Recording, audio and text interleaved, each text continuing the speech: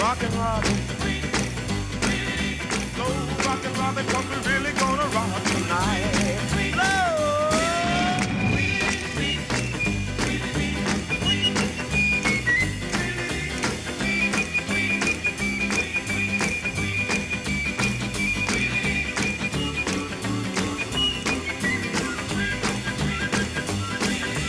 Hi everybody, Elizabeth here from Petals and Parchment. Welcome to my channel. Thank you so much for joining me today. I am so grateful that you're here. I have a really exciting collaboration going on with Rockin' Robin's Creative Corner, and I've created a kit just for this event. She's given me full reign to do what I'd like in her group, and I thought, what am I going to do? I'm going to celebrate Rockin' Robin. I haven't known Robin very long, but in the short amount of time that I have known her, she feels like an old friend. She's got this incredible group that is just growing by leaps and bounds. So if you aren't a part of it, go check her out. Rockin' Robin's Creative Corner. I have a line of printables in the Petals and Parchment coffee shop called the Penny Printables line. And I created this line of printables because I didn't want financial reasons to be a barrier to anyone's creativity. So I'll generally put a smaller number of pages in the kit, but I try to really pack a punch in those pages. So I'm going to show you what I came up with here in just a moment. In this kit, it's called the Rockin' Mini Journal Kit. You're going to get 15 pages, and they have a sort of 70s Rockin' Robin theme because Robin is just so awesome. I wanted to make sure that this set encompassed sort of the feeling I get when I'm with her, which is super groovy. She's always so happy and has all these good positive vibes that she just shares with everybody. And so I really wanted to encapsulate all of that in the kit that I created for this event. So the plan here is to do a mini journal swap. And the thought behind it was it'll cost $1.49 to get the kit. You'll get 15 pages and you create a little mini journal, which will look like this for Rockin' Robin. And then you can print out all of the pages and decorate the mini journal, but try not to stuff it too much because the whole point is to be able to send it to a swap partner with just one stamp. So I'm going to show you how to do that, and I'll just show you some of the pages from the kit here. So this is the journal cover and just some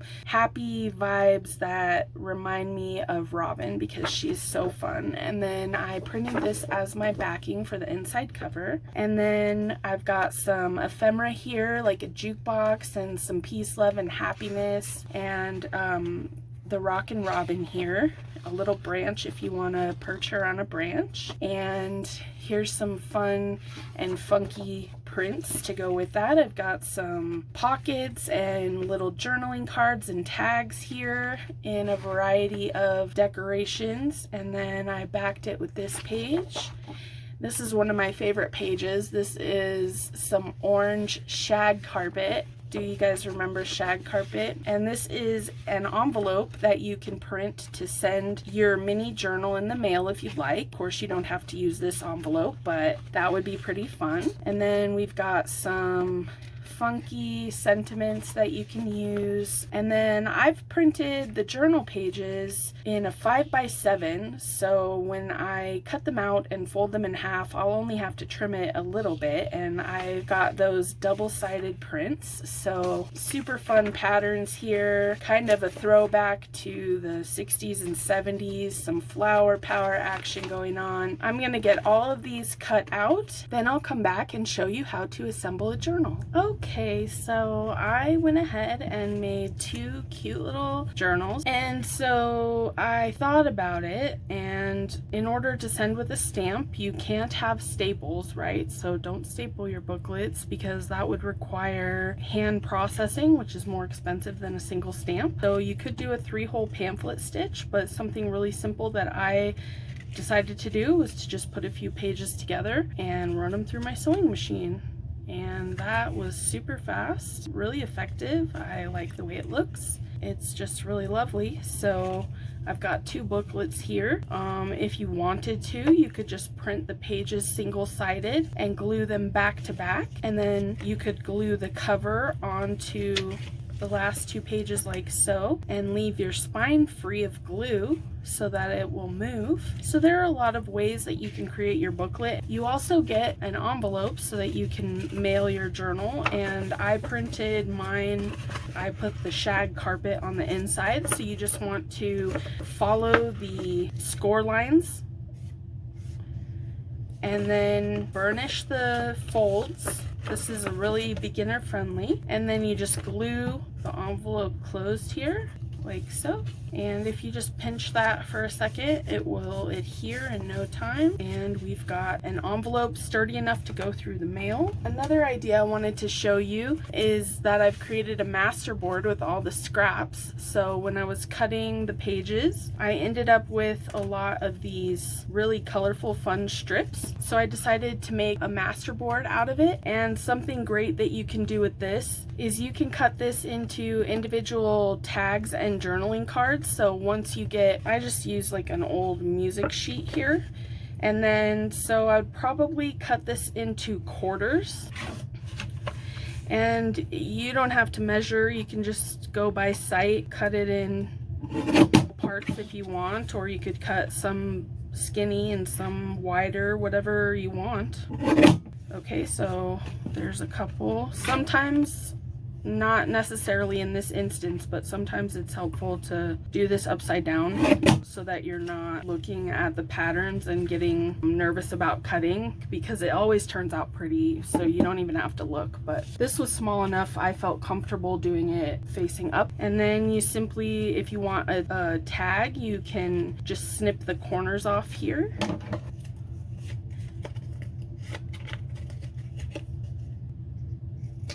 Custom tag right there, so that looks pretty rad. And then I think I'm going to leave this as a journal card, but I'm going to decorate the edges a little bit on that one. And then for this one, I think I'll go ahead and turn this into a tag as well. I had like an old gift card or something, so I just collaged some pretty paper onto it and then covered it with like Mod Podge. And I cut a different angle on each side just to give me like a template for anytime I'm making tags by hand, which I don't do very often. I usually print mine out, but sometimes. You can also just cut one side off and then flip it over and then cut it the same size too. You don't have to have this. I just like to have it. So I've got a few different different decorative corner punches, so I'll just use those.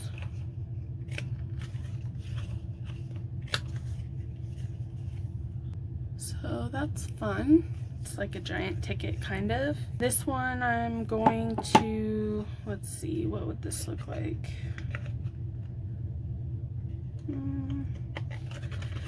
All right, why not? Let's see what that looks like. Okay. Those are some pretty cool edges. Should I do this side too?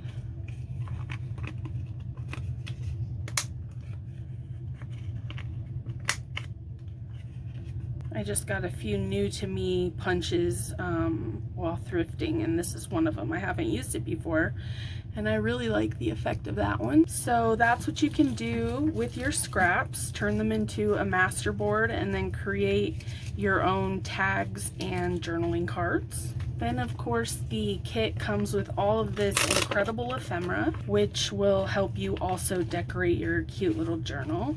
So you can put pockets inside, you can sew the edges if you'd like, you can draw stitches around the outside, you don't have to sew at all, you can put pockets all throughout, and then just decorate it. But remember, don't stuff it too much. You just want to stuff it with a little bit of decoration, and then the person that gets it will finish decorating, because we want to send it through the mail with a single stamp. And I try to think about those birthday cards that are at the store. Try not to make it any thicker than one of those birthday cards that has like a decoration on it. So some ideas for how you can decorate your journal with things that remain flat. You can stamp and stencil inside. You can splatter paint. You can also decoupage, or collage onto the pages. So this, for instance, is an old sewing pattern. This could add some interest as a base layer to some decoupage. So you could just like glue this down.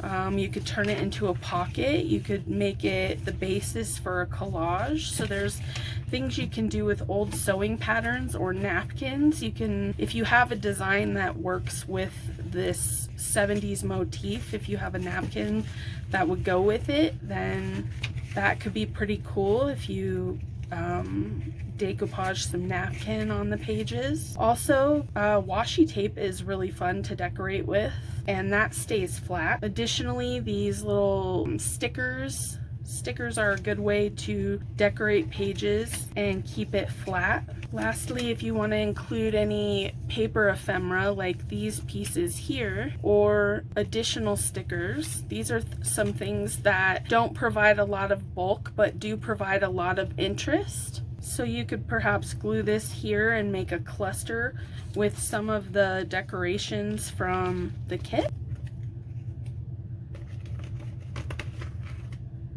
And just remember to have fun and use one stamp, and if you'd like to join in the swap and brighten someone's day, you can pick up this kit in my Ko-fi store, and we'll organize the swaps in Rockin' Robin's Creative Corner Facebook group. So join us over there. Pick up the kit in my Ko-fi. You'll see the link down below in the description box, and have so much fun decorating your booklets. I can't wait to see what everybody does, and I hope you enjoy this swap, and hopefully you found some of these ideas that I've shared with you useful today. Follow me on YouTube and Ko-fi for more inspiring journal fun, and I'll see you next time. Until then, stay crafty, everybody. Bye!